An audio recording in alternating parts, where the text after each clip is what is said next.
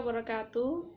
Om Swastiastu, Namo Buddhaya, salam kebajikan. Rahayu, rahayu, rahayu. Perkenalkan, nama saya Lana Fauzia.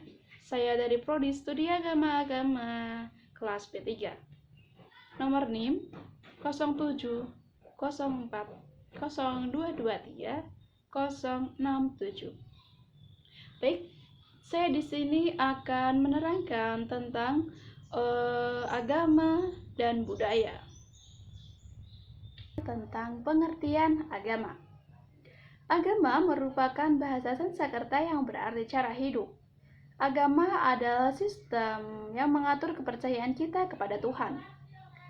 Agama dari segi Islam itu artinya din. Artinya tatanan yang mengatur hubungan manusia atau seseorang kepada Tuhan. Bisa juga begini, mengatur hubungan manusia dengan baik dengan dirinya sendiri atau juga dengan orang lain. Oke, mari kita lanjut ke budaya, pengertian budaya. Budaya berasal dari bahasa Sanskerta yaitu budaya, yang merupakan bentuk jamak dari budi atau budia atau akal. Budaya adalah cara hidup yang berkembang dan dimiliki oleh seseorang atau sekelompok orang dan diwariskan dari generasi ke generasi, bukan dari genetika. Lanjut ke pembahasan yang berikutnya tentang hubungan antara agama dan budaya. Hubungan antara keduanya tersebut sangat erat dan sangat kompleks, karena keduanya mempengaruhi satu sama lain dalam membentuk identitas dan karakteristik suatu masyarakat. Dari agama memiliki nilai yang mutlak dan tidak akan berubah karena waktu dan tempat. Sementara budaya adalah hasil dari karya, rasa, dan cipta manusia yang sangat dipengaruhi oleh faktor yang ada di sekelilingnya. Jadi, agama dan budaya adalah satu sama lain yang tidak bisa berdiri sendiri. Dari agama artinya suatu kepercayaan dan dari budaya artinya suatu kebiasaan. Agama dan budaya saling mempengaruhi satu sama lain, tidak dapat dipisahkan dan harus saling melengkapi. Seperti contohnya begini, sedekah bumi. Sedekah bumi kita di agama tidak diajarkan, tapi di agama kita disuruh melestarikan. Di sedekah bumi tersebut artinya sedekah bumi adalah rasa syukur kita berterima kasih kepada bumi yang telah memberikan kita rezeki, kenikmatan, dan lain-lain. Kita bersedekah untuk bumi kita, dan itu sudah dilestarikan sejak dahulu, sejak nenek moyang kita. Jadi kita harus melestarikan apa yang telah nenek moyang kita lakukan terdahulu, kita lestarikan sampai sekarang, sampai untuk anak cucu kita nanti.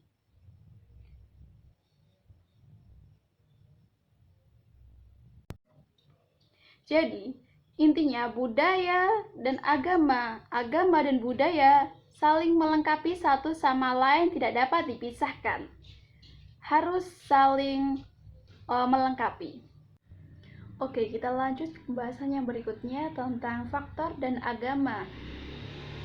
Yang pertama yaitu letak strategis. Indonesia berada di antara dua samudra dan dua benua, sehingga banyak pedagang dari berbagai bangsa di dunia yang singgah di Indonesia dan mempengaruhi kebudayaan masyarakat Indonesia.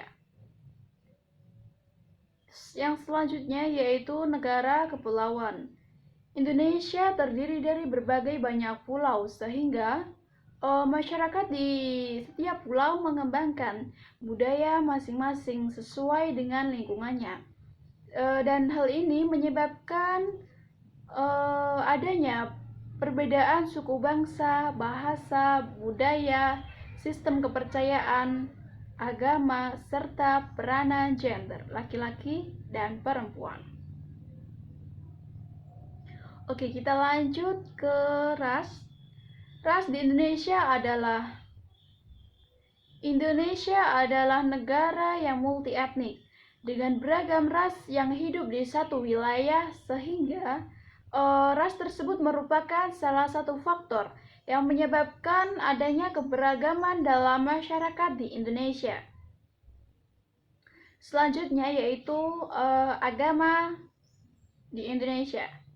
Agama memiliki beragam agama seperti Islam, Kristen, Katolik, Hindu, Buddha, dan Konghucu yang mempengaruhi budaya dan nilai-nilai masyarakat tersebut. Budaya seperti budaya Islam adalah halal bihalal, kupatan, dan lain-lain. Di agama Kristen yaitu seperti penjamuan suci, ziarah ke Gua Maria, dan lain-lain. Selanjutnya budaya agama Katolik seperti jalan di atas salib dan lain-lain. Budaya Hindu, melasti, dan di agama Buddha seperti ngabak geni, dan di budaya agama Konghucu sebagai berbagi ampau. Selain faktor-faktor tersebut, faktor lain yang mempengaruhi keberagaman di Indonesia antara lain adalah kondisi alam, transportasi dan komunikasi, sejarah, serta penerimaan dari masyarakat atas perubahan yang ada tersebut. Jadi, lanjut ke pembahasan yang faktor-faktor agama dan budaya. Faktor-faktor tersebut dapat kita simpulkan bahwa dari letak strategis, Indonesia kan berada di antara dua samudra dan dua benua. Jadi, dulu agama Islam berasal dari Arab. Para tokoh-tokoh penyebar agama Islam di Indonesia melakukan perdagangan dari Arab ke Indonesia melalui jalur laut, yaitu perahu, kapal. Jadi, transportasi juga mempengaruhi faktor adanya budaya. Dari budaya Arab dibawa ke budaya Indonesia dan menghasilkan budaya-budaya yang beragam. Terus yaitu negara kepulauan. Negara kepulauan sendiri, Indonesia dari Sabang sampai Merauke memiliki beragam banyak sekali pulau. Setiap pulau memiliki kebudayaan masing-masing. Dan contohnya seperti ini. Di Pulau Jawa memiliki kebudayaan tersendiri. Dan itu beda lagi dengan pulau sebelah. Atau Pulau Kalimantan, Sumatera, Sulawesi. Itu juga memiliki memiliki kebudayaan sendiri. Memiliki ciri khas dari kebudayaan lokal. Kebudayaan dari wilayah tersebut. Oke, selanjutnya yaitu ras. Ras Indonesia adalah negara yang multi etnik. Artinya, Indonesia memiliki berbagai warna kulit yang tentunya memiliki beragam gitu ya. Seperti di Jawa, kulit mayoritas rakyat manusia di Jawa itu memiliki kulit yang sawo matang. Terus yang di daerah Papua, di daerah timur, itu memiliki kulit yang berwarna gelap. Jadi kita semua itu beragam dan memiliki kebudayaannya masing-masing.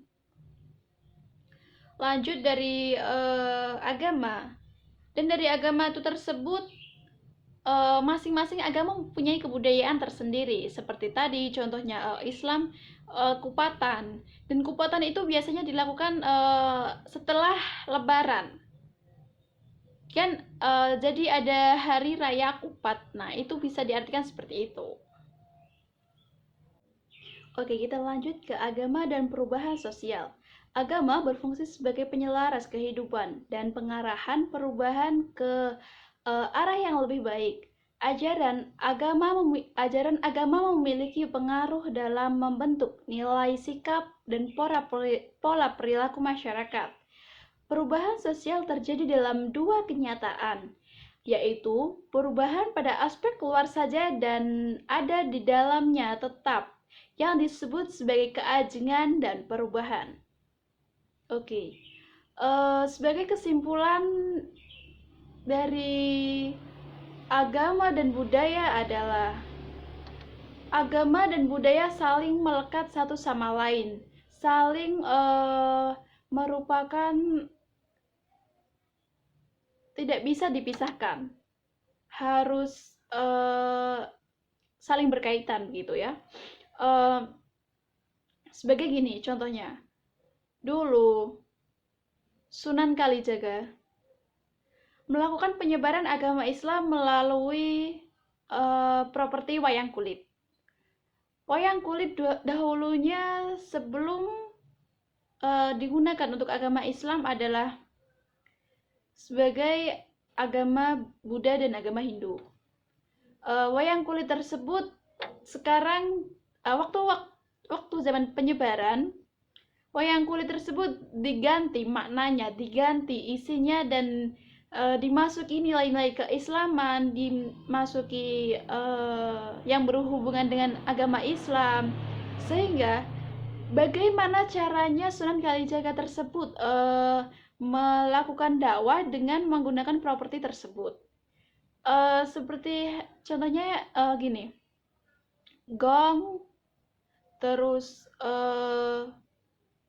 gendang tersebut dahulunya itu dilakukan oleh Sunan Kalijaga untuk melakukan penyebaran agama Islam menggunakan alat-alat tersebut, sehingga kita melakukan sehingga Sunan Kalijaga melakukan penyebaran agama Islam itu tanpa menghilangkan rasa budaya, kearifan lokal yang ada di dalamnya tersebut.